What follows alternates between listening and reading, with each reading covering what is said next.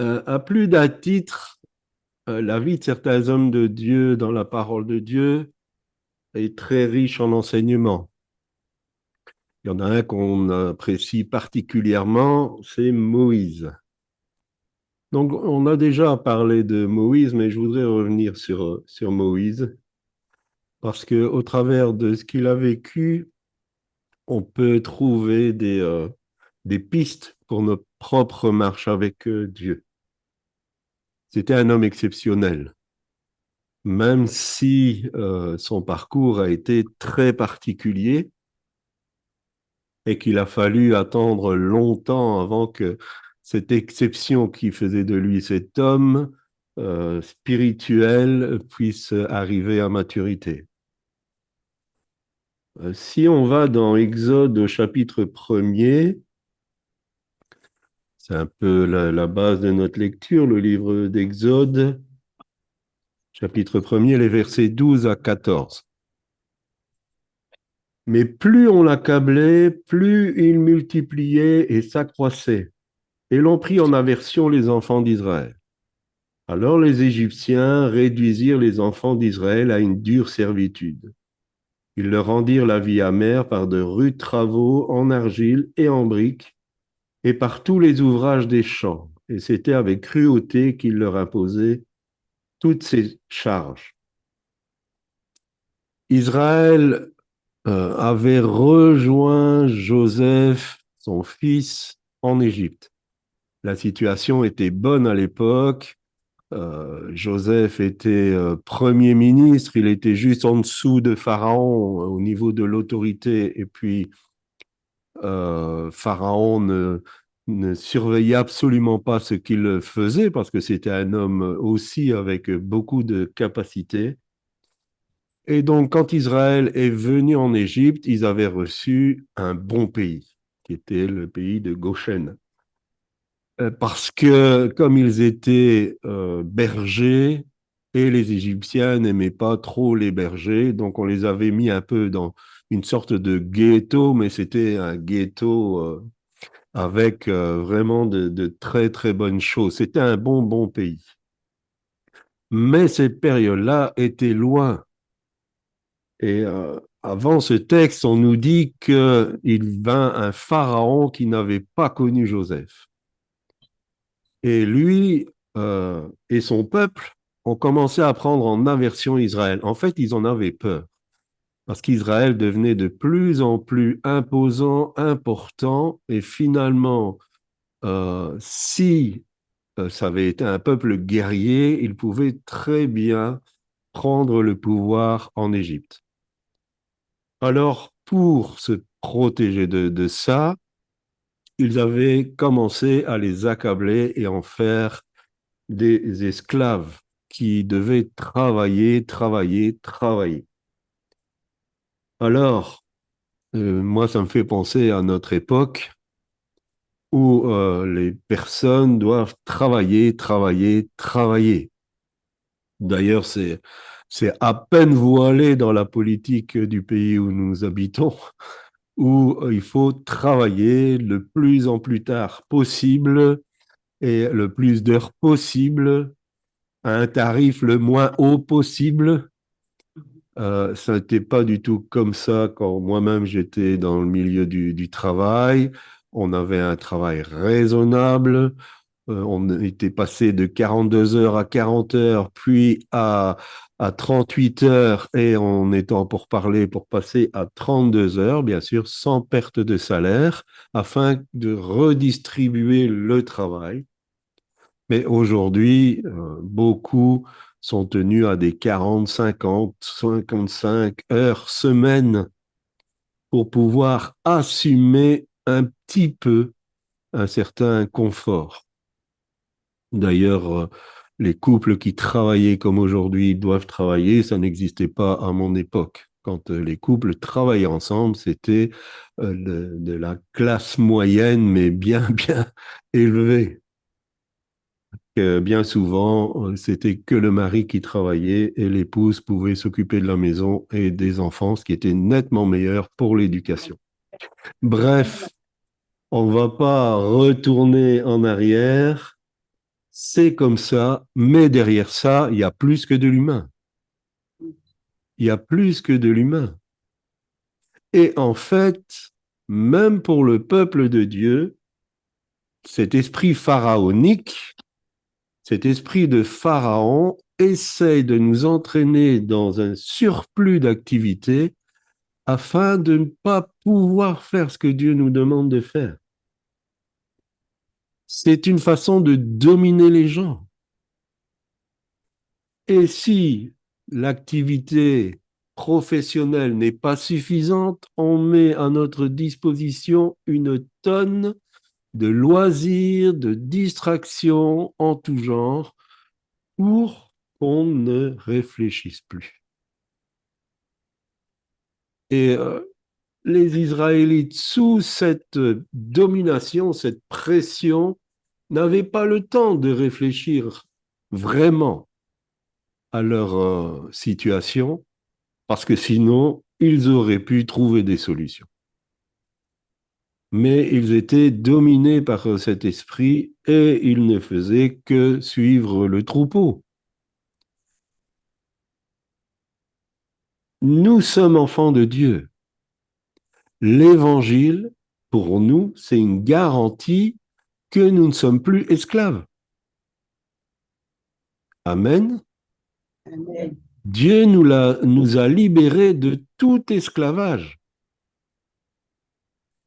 Mais il faut pour ça rentrer dans cette dimension d'hommes et de femmes libres. Et quelquefois, les mentalités ont besoin de changer. Parce que beaucoup d'enfants de Dieu n'arrivent pas à cette dimension de liberté. Beaucoup sont encore dans l'esclavage. Alors, le mot esclavage, mettez ce que vous voulez, mais beaucoup d'enfants de Dieu ne vivent pas dans la liberté. Cet esclavage peut être le travail, peut être une addiction, peut être des lois religieuses. Il y a toutes sortes d'esclavages, mais beaucoup aujourd'hui ne vivent pas la liberté de l'évangile. Jésus a été clair. Il a dit, si vous restez dans ma parole, vous êtes mes disciples, vous connaîtrez la vérité et la vérité vous affranchira. Ce qui veut dire qu'un disciple de Jésus-Christ, par identité, est quelqu'un qui vit dans la liberté. C'est quelqu'un qui est libre. S'il n'est pas libre, il faut voir le pourquoi.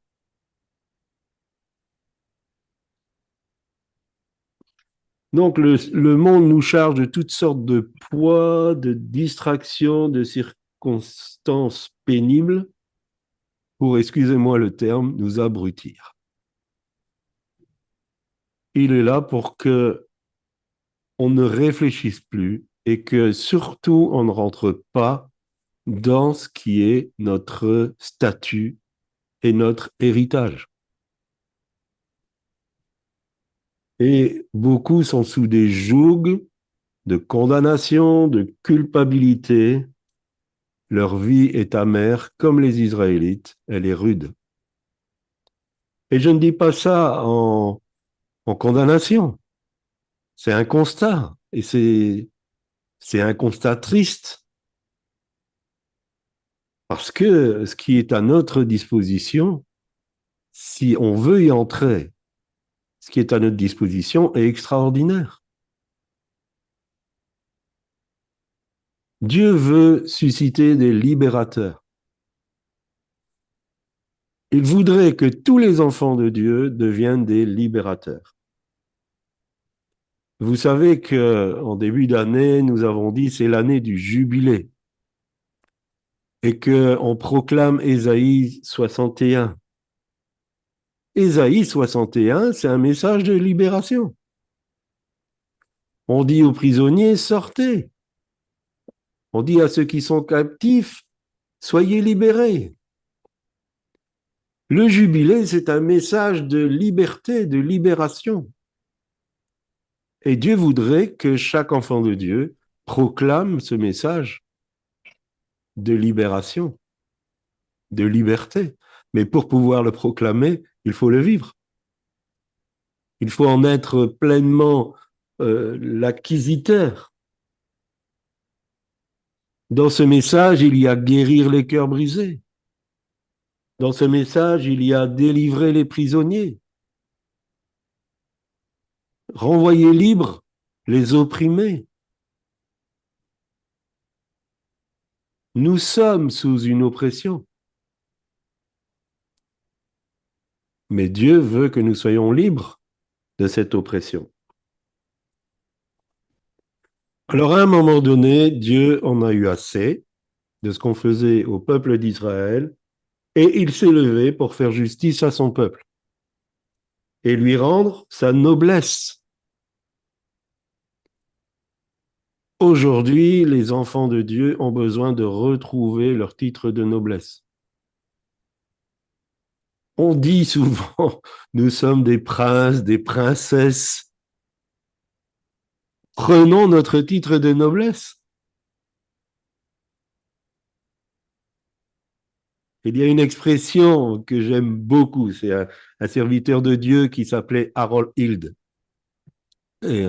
pardon. Et si vous avez l'occasion de lire ses livres, ça date des années 80, et notamment Comment vaincre. Et donc, il montrait comment lui, il avait appris à marcher dans la foi. C'était un homme d'affaires. Et un jour, il était dans une ville et il y avait plusieurs événements dans cette ville. Et donc, il cherchait une chambre. Il était arrivé à un hôtel et tout était complet. Et donc, c'était la queue à l'accueil et les gens étaient mécontents. Il y avait toutes sortes de personnes qui râlaient. Et lui, il a dit, je ne veux pas être le rat numéro un d'une course de rats. Il a dit, Seigneur, j'attends ici et toi, tu as une solution. Et dans l'instant qui ont suivi, est sorti de l'ascenseur un frère qu'il connaissait. Elle a dit, ah, tu es ici, tu as une chambre. Ben, il dit, non, j'attends. Ben, il dit, écoute, moi, j'ai eu 2 lits. Donc, si tu veux, tu peux partager la chambre avec moi. Voilà notre titre de noblesse. Nous n'avons pas à être des rats numéro un dans des courses de rats. Celui qui est notre Père est le Tout-Puissant, le Créateur de l'univers. Donc prenons nos titres de noblesse et arrêtons de nous comporter comme si nous étions orphelins. C'est un temps particulier où le Seigneur suscite une armée et vous en faites. Ah, vous devez savoir la suite. Parti. Parti. L'armée de Dieu est en marche et J'en fais partie. j'en fais partie. Amen. On se demande qui a pu trouver ça. Bien, ma chérie. Pleine de feu. On a chanté Déverse ton esprit pour rendre sa justice et combattre l'oppresseur des âmes. Amen. Amen. Qui veut lire Exode chapitre 2, verset 2? Cette femme devint enceinte et enfanta un fils. Elle vit qu'il était beau et elle le cacha pendant 3 mois. Merci. Donc, oui, bien sûr, on parle de la maman de Moïse. L'oppression était arrivée à son comble. Parce que malgré ses efforts, Pharaon n'arrivait pas à ce que le peuple d'Israël arrête de se multiplier. Et donc, il avait euh, créé une loi pour que tous les enfants mâles soient exposés au Nil. Qu'est-ce que ça voulait dire? On prenait le bébé, on jetait dans le Nil. S'il arrivait à survivre, il pouvait vivre. Mais bien sûr, les bébés, bien souvent ne savant pas nager, mouraient. Vous ne trouvez pas qu'il y a une similitude avec cet esprit de Pharaon qui tue les bébés?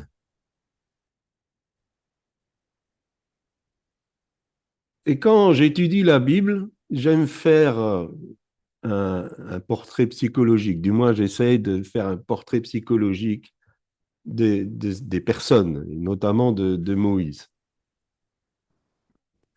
Parce que les serviteurs de Dieu, les servantes de Dieu, sont des êtres humains comme nous. Ils ont été des êtres humains. Jacques dit d'ailleurs que Élie était un homme de la même nature que nous. Ils n'étaient pas, ils étaient exceptionnels dans ce qu'ils ont pu vivre, mais eux-mêmes, ils n'avaient pas de prédisposition exceptionnelle. Donc, ce qu'ils ont vécu, ça peut nous servir. Parce que aussi, dans la pensée du monde, on cherche l'élitisme, on cherche l'élite, on cherche les meilleurs. Dieu ne cherche pas les meilleurs. Et je dirais même que les meilleurs ont peu de chance avec l'appel de Dieu. Parce que Dieu veut se glorifier. Et au plus celui qui va le servir est dénué de compétences, au plus ce sera la gloire de Dieu. Donc, vous et moi, nous ne sommes pas une élite, du moins je le pense. Et pour certains, nous sommes les personnes non considérées, mais c'est celles que Dieu choisit pour confondre les sages et celles qui sont considérées. On a toutes nos chances. Bon, même si vous avez des compétences, c'est pas si grave. Du moment que vous ne dites pas c'est à cause de mes compétences que et que vous puissiez faire confiance à Dieu. Il y a de la place pour tout le monde, mais surtout, si vous n'avez aucune compétence, vous êtes un bon ou une bonne candidate pour Dieu. Donc, on revient à notre Moïse. Moïse a développé un sérieux problème d'infériorité. Imaginez que dès sa naissance, il aurait dû être tué. Et il y a des dessins qui sont très, très bizarres. Aaron, son frère, avait 3 ans de plus que lui. Et Aaron n'avait pas été exposé au Nil. C'est comme si le diable sentait venir que Moïse allait bientôt naître. Comme il a fait pour Jésus, au travers d'Hérode. Hérode a été tué tous les enfants en dessous de 2 ans. Et de la même manière, tout, pour en revenir à notre époque, tous ces bébés qu'on amène à la mort avaient un potentiel pour Dieu. Ils avaient une destinée pour Dieu. Et le diable enraye. De la même manière qu'on sait que les 2 guerres mondiales qui sont passées au XXe siècle ont détruit toute la génération de missionnaires. Parce que les missions commençaient à se développer. Et tous ces jeunes qui ont été tués dans ces combats étaient cette génération de missionnaires. On voit la méchanceté du diable derrière ces choses. On voit que quand il fait les choses, il a un but bien précis et certainement pas à l'avantage de l'être humain. Alors je ne sais pas si certains le disent que c'est comme ça. Je ne sais pas si un jeune bébé garde le souvenir de ce genre d'événement. Mais on a vu dans le ministère, des personnes qui étaient en souffrance parce qu'elles n'étaient pas voulues par leurs parents. Et il n'y a rien de pire que de dire tu as un accident. Sous-entendu, on ne te voulait pas. Il n'y a rien de pire pour dire à un enfant je voulais un garçon, il était une fille. Ou l'inverse, je voulais une fille, il était un garçon. Ça crée des blessures profondes. Et je ne sais pas si Moïse a gardé un souvenir de cet événement où il était en danger de mort dès sa naissance, mais c'est sûr qu'il a développé un sentiment de rejet. Et ce sentiment de rejet va rejaillir tout au long de sa vie, tout au long de sa vie. Quand le rejet se manifeste dans une vie, le diable va sans arrêt tirer ce levier pour nous faire du tort. Sans arrêt. Il va confronter sans arrêt les situations pour qu'on revive ce rejet. On sait que après 3 mois, il a été mis sur le Nil, il a été récupéré par la fille de Pharaon. Donc, même si le diable a des plans diaboliques, ce qui est normal, Dieu est capable d'amener toutes ces choses à, à son profit à lui.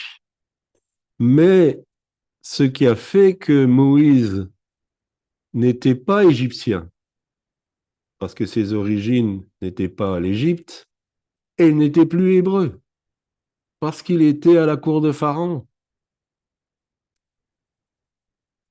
Et je sais pas, je sais pas si je vais parler à quelqu'un cet après-midi. Je pense qu'on va peut-être tous se retrouver un peu dans ce portrait. Mais peut-être que là où vous êtes assis entre deux chaises, comme on dit. Parce que vous n'êtes pas, vous ne pouvez plus être ce que vous étiez et vous ne pouvez pas être ce qu'on voudrait que vous soyez. Et on ne se sent bien nulle part. Je me souviens avant de m'être converti, donc même si j'ai été élevé dans l'évangile et que j'avais vraiment un cœur pour Dieu, ma jeunesse, j'ai commencé à dévier et je n'étais plus bien nulle part. J'allais encore à l'église et donc je vivais une double vie quelque part parce que ma vie la semaine ne correspondait absolument pas à ce que je confessais le dimanche. J'étais pas bien à l'église. En plus, bon, il y avait du prophétique. Alors je me disais, si un jour on commence à dire comment je vis la semaine, au secours. Donc j'étais pas bien à l'église et j'étais pas bien dans le monde parce qu'il y avait un frein. Mon éducation, le fait que je croyais en Dieu, il y avait un frein. Donc je pouvais pas m'éclater comme mes copains et ainsi de suite parce qu'il y avait ce frein. J'étais bien nulle part. J'étais un jeune angoissé, anxieux. J'étais bien nulle part. Et j'ai eu un accident, parce que peut-être certains d'entre vous ne connaissent pas mon témoignage. J'avais 20 ans, je voulais devenir pilote de rallye, et donc je m'entraînais, et puis j'ai fait une sortie de route à 120 km/h. Euh, la voiture était complètement détruite, mais je n'ai rien eu. La seule chose, c'est que j'ai eu une petite cicatrice ici d'un éclat de pare-brise et que j'ai mis mes mains dans des orties. C'était la seule chose. Euh, et quand donc, les gens ont vu l'accident, ils ont appelé les secours. Les secours sont arrivés. Il y a un pompier qui a vu les traces de la voiture et puis l'état de la voiture. Et il m'a dit, c'est toi le chauffeur? J'ai dit oui. Il m'a dit, ça, tu ne vas pas le faire 2 fois. Et quand il m'a dit ça, mon sang s'est glacé. Parce que je savais, j'avais cette conviction que je devais être mort dans cet accident. Et je savais que je n'étais pas auprès de Dieu à cause de ma vie de compromis et de mensonges. C'était en juillet, en 78. Jusqu'en janvier 79, j'ai commencé à réfléchir à ça. Et en janvier 79, j'étais en réflexion et j'ai senti comme si on mettait un manteau d'amour sur moi. C'était palpable, même si c'était spirituel, c'était palpable. Et imaginez comment j'étais, et là, je me sentais accepté, aimé, important. Tout une paix extraordinaire. Moi qui étais bien nulle part, C'était formidable. Et ça a duré un moment. Et puis, cette douce voix qui m'a dit, voilà comment je t'aime. Et c'était bon. L'amour de Dieu, c'est quelque chose d'extraordinaire. Extraordinaire. Et après, il m'a dit, voilà comment je te vois vivre. Et en pensée, donc c'était pas sur un grand écran comme certains, mais en pensée, je me suis vu vivre. J'étais détestable. Détestable. Je me dégoûtais. Et j'étais pas un bandit de grand chemin. J'étais, malgré tout, mon éducation faisait que je n'étais pas un brigand. Mais mes mensonges, mon arrogance, mon orgueil, enfin, tout ça, j'étais détestable, horrible. Et j'ai dit, Seigneur, si tu peux m'aimer comme ça, alors que je suis comme ça, moi, je vis pour toi. Et j'ai tout abandonné, tout, tout, tout, tout. Mes projets, mon passé, ce que je voulais faire dans la vie, j'ai tout abandonné. C'était en 79. Donc faites le calcul. Et j'ai jamais regretté un seul jour d'avoir fait ce choix. Mais donc, pour en revenir à notre Moïse, voilà quelqu'un qui était bien nulle part. Et ça a duré 40 ans. Alors, on voit souvent Moïse, on va y venir après, hein, qui bégayait et tout ça. Mais dans Actes, il est dit que c'était un homme fort en parole. Et en œuvre. C'était un leader. Je suis convaincu qu'il était responsable d'une armée. C'était un vrai leader en Égypte. Mais il s'est rendu compte qu'à un moment donné, il devait choisir. Et à un moment donné, nous devons choisir, comme moi-même, j'ai dû choisir. À un moment donné, on devient égyptien, donc on vit comme les Égyptiens, ou à un moment donné, on vit comme le peuple de Dieu. Et on ne peut pas être sur les deux plans tout le temps. À un moment donné, il faut se positionner. À un moment donné, il faut dire non, je choisis. Et Moïse a choisi les Hébreux. Et la parole de Dieu nous dit qu'il a abandonné ce que l'Égypte lui proposait. Ça veut dire qu'il a abandonné son poste, qu'il a abandonné sa réputation, sa renommée, qu'il a abandonné tout ce qu'il était en Égypte pour revêtir la honte du peuple hébreu. Après, il va mal s'y prendre. Il va vraiment mal s'y prendre. Parce que cette âme de libérateur, elle vient à éclosion. Mais il va mal s'y prendre. Et la première des choses qu'il va faire, c'est qu'il va tuer un Égyptien. Alors, il va l'enterrer. Bien sûr, il tue l'Égyptien pour protéger les Hébreux. Il va l'enterrer. Mais le lendemain, il voit deux Israélites qui se battent. Alors, il va intervenir. Il est libérateur. Il est là pour leur faire du bien. Et là, il y a cette parole terrible qui va revenir comme un coup de couteau sur son problème de rejet. Qui t'a établi juge? Qui t'a établi juge?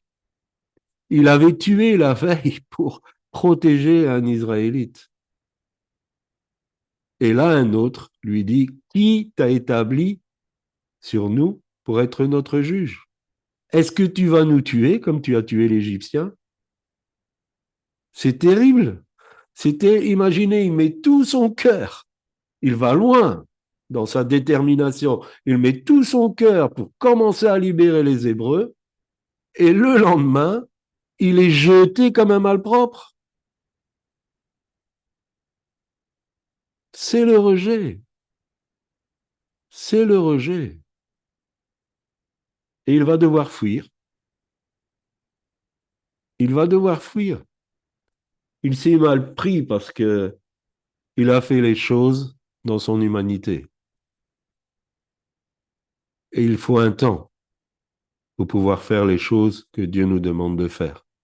Et ce n'était pas le temps. Et donc, il va se retrouver, je vais essayer de ne pas être trop long, il va se retrouver en Madian. Il arrive là-bas, il recommence à être le libérateur. Les bergers faisaient des problèmes aux filles de Jéthro.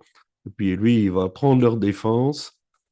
Et donc, finalement, comme ils vont rentrer beaucoup plus tôt que d'habitude, Jéthro va leur dire bah, qu'est-ce qui se passe, et puis ils vont expliquer. Donc, il va rencontrer Jéthro, il va se marier à une de ses filles, l'aînée, Séphora. Et là, notre libérateur va devenir un berger. Et pendant 40 ans, il va être dans le désert. Et si Dieu n'avait rien fait, il serait mort comme un vrai inconnu dans son trou de l'oubli.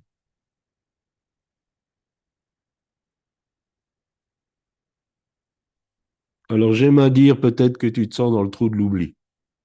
Tu as peut-être fait des choses, mais tu t'y es mal pris et ça a mal tourné d'une manière ou d'une autre. Alors aujourd'hui, tu es dans le désert et tu te sens dans le trou de l'oubli. Mais il n'y a pas de trou de l'oubli pour Dieu. Il n'y a aucun trou de l'oubli pour Dieu. Il n'y a aucun endroit sur cette terre, dans l'univers, où Dieu ne va pas et ne voit pas.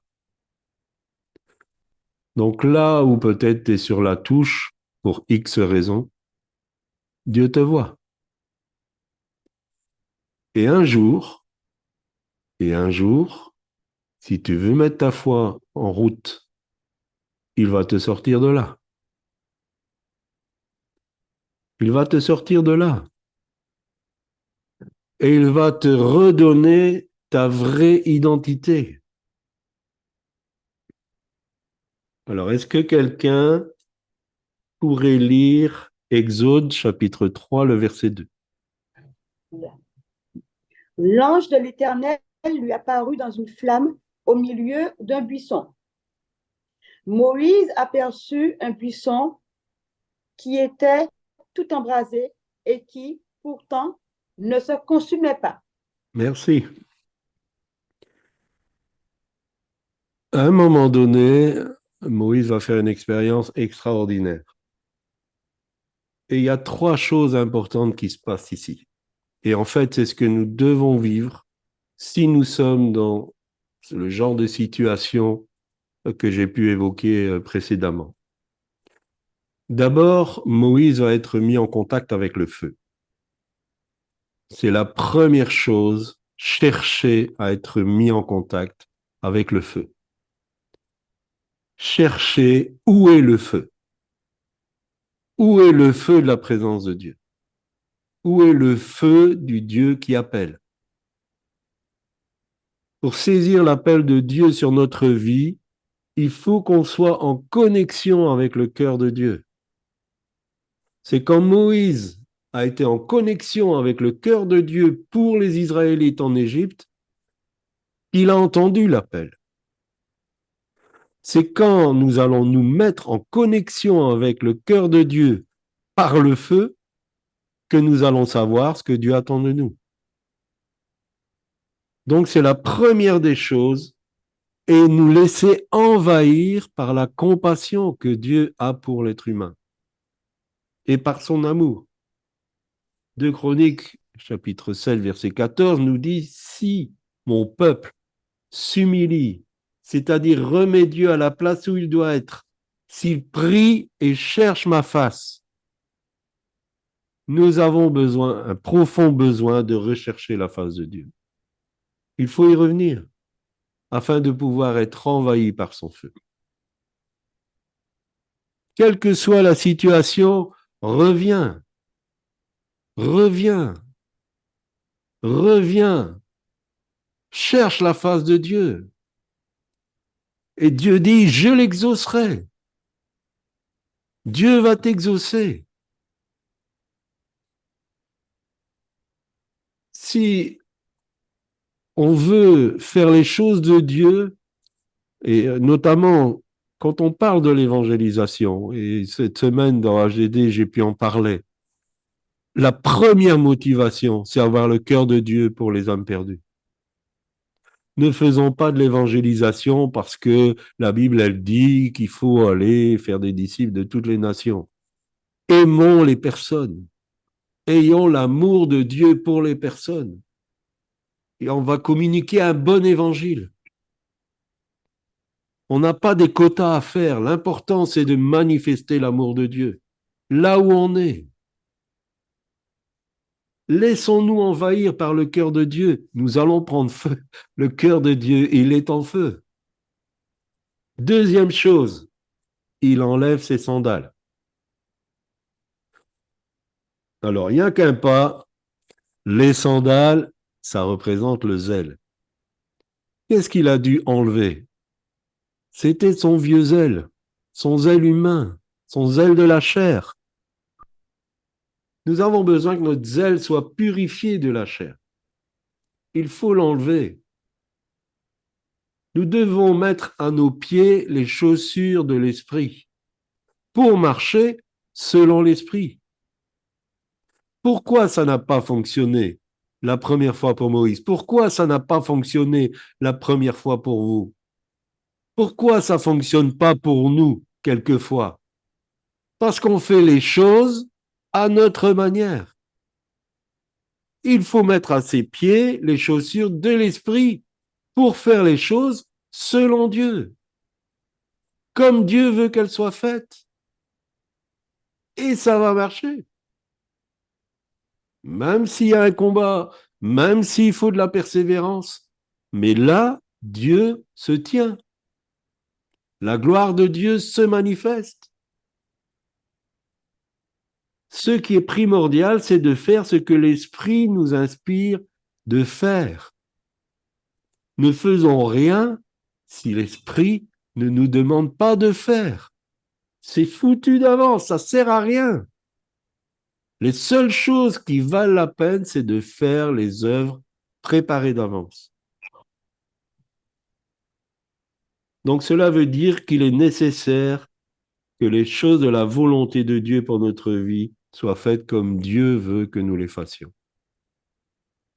Et bien souvent, il faut d'abord s'asseoir. Il faut d'abord s'asseoir et écouter.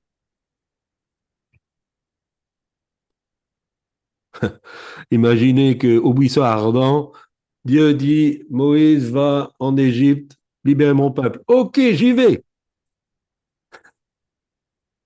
Il ne sait pas comment il doit faire, il va refaire exactement comme il l'avait fait. Non. Asseyons-nous, écoutons. Troisième chose, il était au moment T. Il était au temps T. Dieu a des temps précis. Moïse a démarré trop vite. Et pendant longtemps, on peut vivre un train-train religieux. On peut avoir un pied dedans et un pied dehors. Mais aujourd'hui, et ça c'est une expression que Pasteur Corinne aime beaucoup, c'est le temps. C'est le temps. Aujourd'hui, c'est le temps. Cela doit changer. Cela doit changer. Dites avec moi, ouvrez votre micro, cela doit changer. Cela doit changer. Cela doit Soyez changer. convaincus, cela doit changer. Cela doit changer. Cela doit changer. Tu ne peux plus être tiède.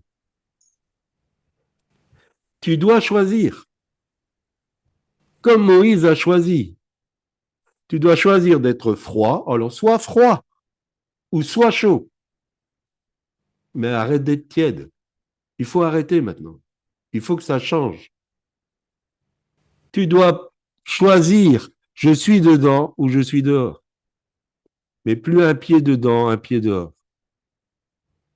Nous sommes à ce temps T où c'est radical. Je dois choisir. Ça doit changer. Dieu prend patience. Et comme Jésus l'a dit en parlant du temps de Noé, les hommes se mariaient, mariaient leurs enfants. C'est Luc 17, 27. Mais au temps de Dieu, cette situation ne peut plus perdurer. Et Jésus dit, jusqu'au jour où, aujourd'hui, c'est le temps, aujourd'hui, dimanche 14 janvier 2024, c'est jusqu'au jour où, pour chacun d'entre nous, c'est jusqu'au jour où. Quel choix tu dois faire? S'il y a un choix à faire. Et s'il y a un choix à faire, quel choix tu vas faire? C'est aujourd'hui. C'est pas dire je vais y réfléchir cette semaine. C'est aujourd'hui. À la fin de ce culte, tu dois savoir ce que tu as choisi. Si tu veux rester tiède, sois froid. Va jusqu'au fond des choses. Mais si tu veux rester attaché à Dieu, il faut que tu deviennes chaud et bouillant. On est dans ce temps. Exode chapitre 3, verset 11. Je vais passer ça très très rapidement. On parle des objections de Moïse. Qui suis-je pour aller vers Pharaon et pour faire sortir d'Égypte les enfants d'Israël? Est-ce que vous voulez qu'on fasse un autre message ou est-ce que vous voulez qu'on continue un peu? Dites-moi. C'est bon pour nous.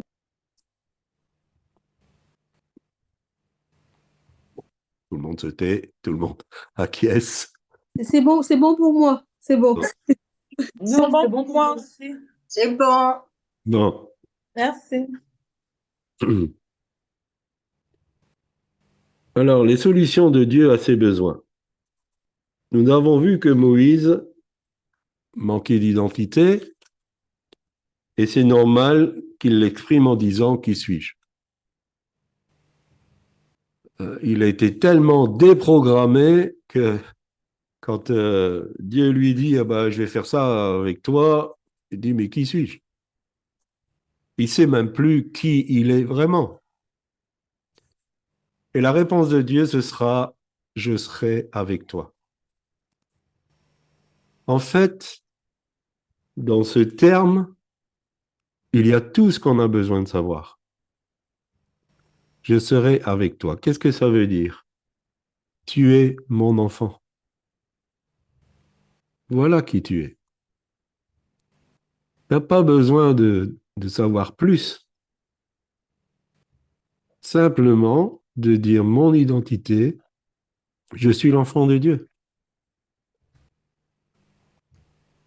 En tant qu'enfant de Dieu, il nous rappelle que nous avons été adoptés par lui. Et Pasteur Corinne pourrait en parler longuement de l'adoption. Si nous sommes adoptés, ça veut dire qu'on est au bénéfice de toutes ces promesses. On n'a rien besoin d'autre.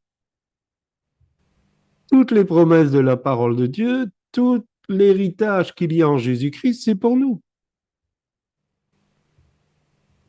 Notre identité, on a juste besoin de savoir qu'on est des enfants de Dieu et que Dieu est avec nous. Parce que si Dieu est avec nous, je cite la parole, qui sera contre nous? Qui? Personne, personne, personne, personne. Et Paul va donner une liste, l'épée, la mort, les anges, les dominations et tout le tintin. Personne. Amen. C'est tout ce qu'on a besoin de savoir, qu'on est enfant de Dieu. Deuxième des choses, Moïse va recevoir une nouvelle révélation de Dieu. Et ça, j'aime beaucoup. Parce que Dieu ne va plus se présenter seulement sous je suis le Dieu d'Abraham, le Dieu d'Isaac et le Dieu de Jacob. Il va donner une autre révélation de qui il est à Moïse. Et il y aurait énormément à dire sur cette révélation. Simplement, je suis qui je suis. Qu'est-ce que ça veut dire? D'abord, ça veut dire que Dieu est dans un éternel présent. Je suis qui je suis. Il est dans le présent, Dieu. Nous-mêmes, nous sommes un peu dans le passé. Parce que le temps que vous entendez ce que je suis en train de vous dire, c'est déjà passé. Dieu est dans un éternel présent. Je suis qui je suis. Il affirme que ce qu'il dit qu'il est, il l'est. Quand Dieu dit je suis qui je suis, ça veut dire que tout ce qu'il révèle de qui il est, c'est exact, c'est la vérité. Il n'y a pas de mensonge, il n'y a pas d'exagération. Tout ce que Dieu dit qu'il est, il l'est réellement. Et quand il dit je suis, ça veut dire qu'il rentre en relation personnelle avec nous. Il met toute sa personne en disant tu vas annoncer aux Israélites je suis m'a parlé, je suis est rentré en relation avec moi. Oh, j'aimerais qu'on ait de ces révélations que Moïse a eues. Parce que l'Éternel, qui était dans le buisson ardent, c'était plus le Dieu dont il avait entendu parler. Alors, il n'y avait pas de Bible à l'époque, il n'y avait que la tradition orale. Donc, peut-être qu'en fréquentant un peu les Hébreux, il avait entendu parler de l'Élohim, de Yahvé, mais c'était tout. Il n'y avait pas d'écrit. Et c'était le Dieu d'Abraham. Abraham était mort depuis longtemps, donc c'était un peu vieillot. Est-ce que notre Dieu est vieillot? Est-ce que notre Dieu, est-ce que votre Dieu est vieillot? Ah, j'ai expliqué, en 79, je me suis converti. C'est vieillot. Il est là aujourd'hui. Je suis en relation avec lui là maintenant. Il est là. Le je suis, il est en relation avec moi. Il est en relation avec vous, si vous voulez, de cette relation. Il est dans l'éternel présent. Vous savez, rester sur des anciennes expériences, ça tue. La nostalgie, ça tue. Vivons aujourd'hui avec ce Dieu qui s'implique, qui veut une relation avec nous. Dieu n'est pas vieillot. Il est tout à fait capable de répondre aux problèmes des hommes. Il est tout à fait capable de faire les miracles nécessaires. Il ne change pas. Troisième solution que Dieu va donner à Moïse, il va lui donner une autorité nouvelle. Il y aurait beaucoup à dire sur le bâton qui change en serpent et tout ça. Je vous encourage un jour à entendre l'enseignement de Pasteur Corinne sur ce sujet. Mais c'était quand même un serpent qu'il a saisi et qui a perdu sa force de serpent. On est bien d'accord. Donc, il a pris autorité sur les mauvaises puissances. Il avait une main lépreuse, elle a été guérie. Il a reçu la guérison. Il a reçu l'autorité sur le monde des ténèbres. Dieu lui a donné une nouvelle autorité. Autorité sur les démons, autorité sur la maladie. Dieu nous donne cette autorité si nous voulons être les messagers de la libération, du jubilé, si nous voulons être ces libérateurs. Dieu nous donne l'autorité sur la maladie, sur les démons. Amen. Moïse bégayait. À ce moment-là, c'était un signe de ses peurs et de sa sous-estime de soi. Dieu va aussi le libérer de ses peurs, de ses angoisses. pour en faire un homme plein de sagesse, de douceur, de patience et d'autorité. Ça va prendre du temps, mais Dieu va le faire. Enfin, il va lui donner Aaron. Et ce n'est pas des moindres, parce que Dieu va placer sur notre route les personnes qui vont nous aider. Si nous sommes attentifs et si nous ne faisons pas fuir tout le monde, Dieu va mettre sur notre route les personnes qui vont nous aider et qui vont nous aimer, qui auront un amour pour nous, un amour fraternel, pour prier en notre faveur, pour nous accompagner, pour nous conseiller et pour être des consolateurs quand c'est pas facile. Dieu va susciter ce genre de personnes si nous marchons et si nous voulons faire les choses comme lui demande qu'elles soient faites. Alors, je reviens sur le fait de se décider. La seule réponse possible aujourd'hui, c'est oui, Seigneur. Oui. J'aimerais terminer quand même en disant que Moïse a réussi à mettre Dieu en colère. Parce qu'il continuait avec ses réticences. Alors Dieu discute un moment, mais à un moment donné, c'est stop. Mais pourquoi il s'est mis en colère? Parce que ça dépassait largement Moïse. En fait, tant qu'on tergiverse, tant qu'on ne répond pas à l'appel. Et j'avais préparé un autre message pour aujourd'hui, mais on veut avoir une ligne d'encouragement. Et sinon, j'allais parler des deux fils. Et quand Dieu dit à l'un, va dans ma vigne, il dit non, mais après il y va. Et l'autre, il dit oui, oui, je vais y aller, mais il n'y va jamais. À un moment donné, c'est, ça, ça dépasse l'appel de Dieu, ça dépasse nos personnes. Ne pas répondre à l'appel de Dieu, ça met des personnes dans des problèmes. Il y a plus que notre petite personne. Quoi que ce soit qui nous empêche de faire ce que Dieu nous demande de faire et comment je dirais, de respecter nos engagements, quelles que soient les raisons. Ce qui arrive, c'est que ce qui doit être fait n'est pas fait. Et c'est au préjudice d'autres. Voilà pourquoi Dieu se met en colère.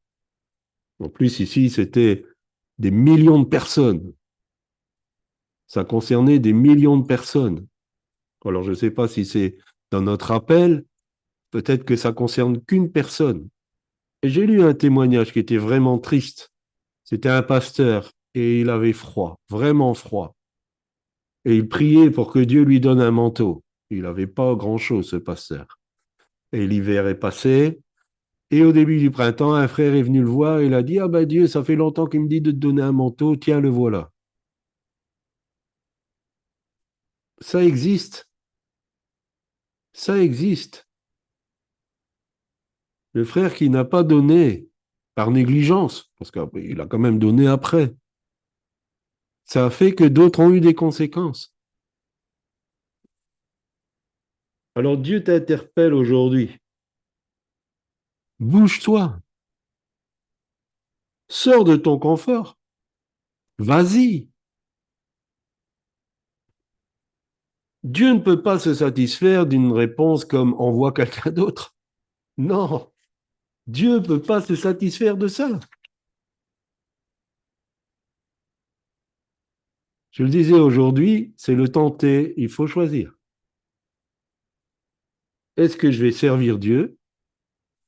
Est-ce que je vais respecter mes engagements? Parce que ça porte préjudice à d'autres et parce que Dieu me le demande? Même si je dois me bouger, même si je dois sortir de mon confort, même si je dois y aller et que j'ai les poètes-poètes, faites-le. Positionnez-vous clairement. Ne regardons pas à nous-mêmes, mais regardons à ce que Dieu veut toucher de sa compassion à travers nous. Et je vous lance un appel. Est-ce que vous voulez devenir un de ces libérateurs que Dieu suscite? Amen. À vous de répondre.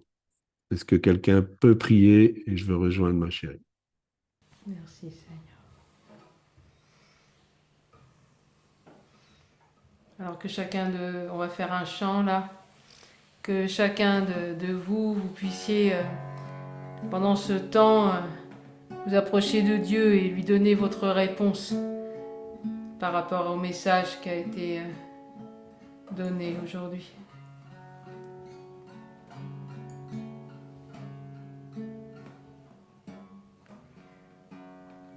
Me voici, prends ma vie brisée,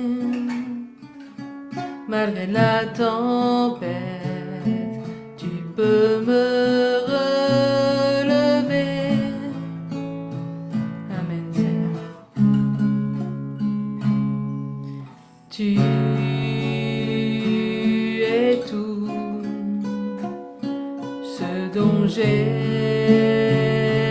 besoin.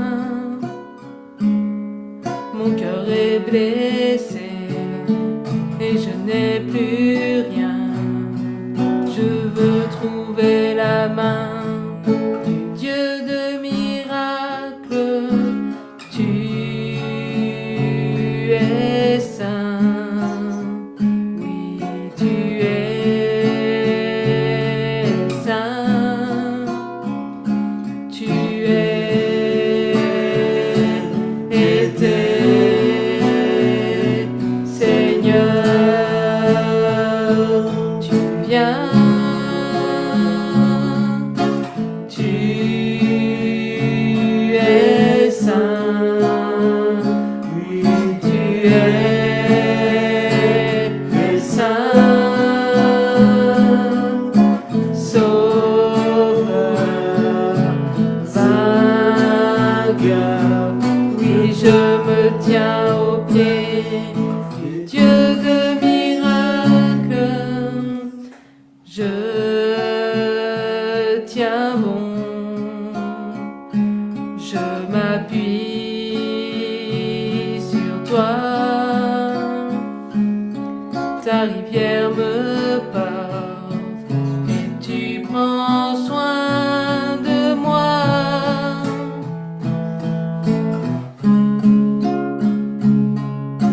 Tu es saint, oui, tu es saint. Tu es été, Seigneur, tu viens, tu es saint, oui, tu es saint, sauveur, vainqueur. Je marche dans les pas du Dieu de miracle. Tu es saint, oui, tu es saint, tu es été, Seigneur, tu viens. Tu es saint, oui, tu es saint, sauveur, vainqueur. Je crois de tout mon cœur au Dieu des miracles. Alléluia, Jésus.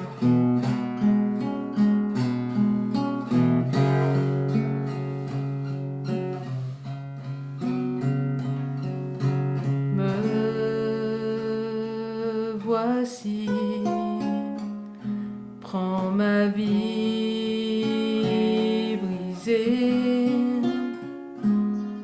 malgré la tempête, tu peux me relever. Amen, Seigneur. Tu es tout ce dont j'ai besoin. Mon cœur est blessé et je n'ai plus